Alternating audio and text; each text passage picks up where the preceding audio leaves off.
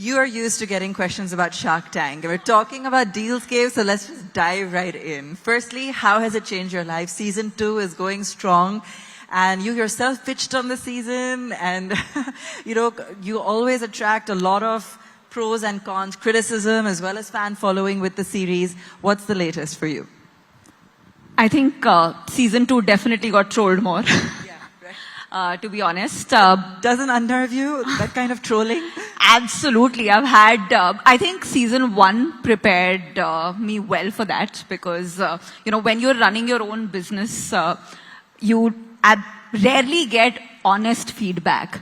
And suddenly you put yourself out there on social media, and I never used to do that before the whole Shark Tank thing. Suddenly every day there is, of course, a lot of love, but also a ton of feedback, brickbats. I think it's made me able to handle criticism better.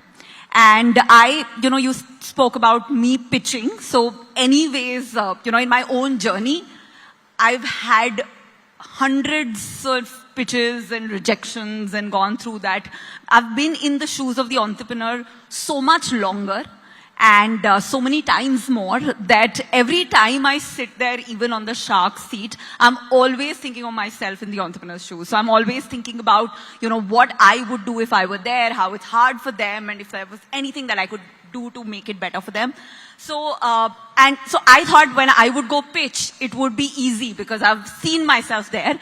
But it was really hard, just like putting yourself in front of 14 cameras and talking about your business with vulnerability and having all the sharks be brutal.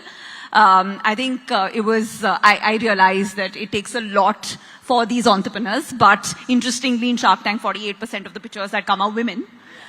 So there are a lot of amazing entrepreneurs out there, women who are ready to put themselves through that because the outcome is incredible. I mean, this season, there are businesses that have seen overnight 100 times jump in their daily sales rate.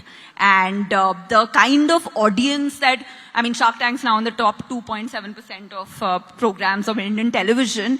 Like 2 years back when Sony started this, all of us thought that there was no way in India that anybody would sit at 9 p.m. or 10 p.m. in front of the television and watch people negotiate money. It sounded like the most absurd idea, but they pulled it off. And when you're talking about negotiating, one of the criticisms is that you negotiate too hard for those poor entrepreneurs. So is all their money... I think you need to watch Season 2 then, because every single deal was 1 crore for 1%. So I don't think there was any negotiation or scope for negotiation.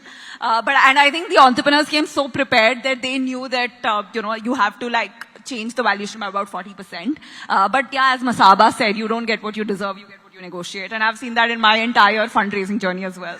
So what's the impact on your business? So how has that changed life for Sugar Cosmetics? That must have been one of the main purposes of even going on the show, correct? So I think brands earlier were all about trust and consistency. But in the last 5-6 years, with Gen Z as the core consumer, brands are also about community, about purpose, about the story. And young consumers want to connect with the brand at a deeper level than just a product-led transaction.